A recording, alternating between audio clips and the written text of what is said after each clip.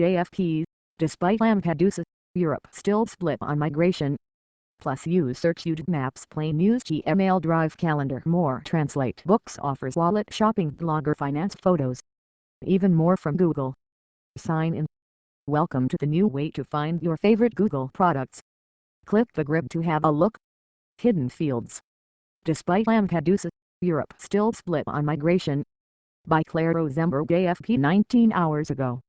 Brussels, with far-right parties peddling xenophobia across Europe. The Lampedusa refugee tragedy seems unlikely to spawn the long-hoped-for single-EU migration policy to help avoid new drama. The fate of the hundreds of Africans who died in the shipwreck off the Italian island is sure to dominate talks between European Union Justice and Home Affairs next week, though migration was not on the agenda.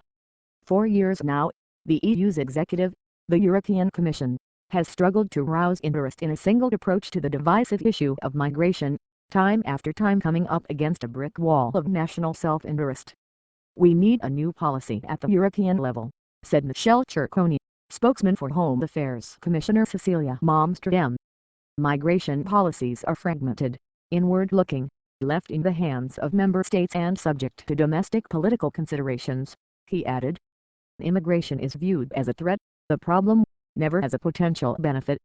The Commission wants to open new avenues of legal migration while also sharing the burden among all 28 member states as the floods of impoverished refugees washed up on the shores of southern Europe, in Italy, Malta, Greece, Spain and Cyprus. But rising anti-immigrant sentiment and the strains of the economic crisis stand in the way. In Britain, where immigration for years has topped polls of voters' concerns, Prime Minister David Cameron's Conservative Party fears a growing threat from the anti-EU, anti-immigration UK Independence Party UKIP.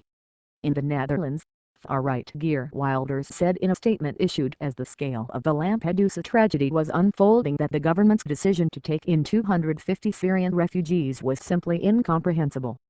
Instead they should be sent to the Gulf states, he said, as responsibility for hosting Syrians should not come down to Dutch taxpayers but to oil magnates. Yet asylum seekers are on the rise, prompted by turmoil and war across the Middle East and North Africa. Spain, for instance, says some 3,000 Africans have tried to slip through via its enclave of Melilla in Morocco this year, almost twice as many as last year in the same period. To tighten surveillance along the EU's long external borders, the bloc in 2004 set up Frontex, an agency based in Warsaw whose assets such as ships are all donated by member states. Frontex is reported to have saved 16,000 lives in the Mediterranean over the last 2 years.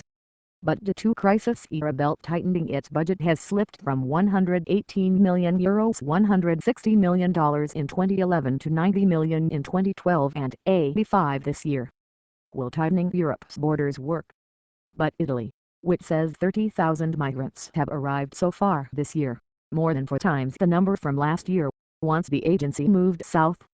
How can an operational international organization be located so far away from the heart of the problem, said right-wing politician Roberto Minia. Frontex should be headquartered in Lampedusa.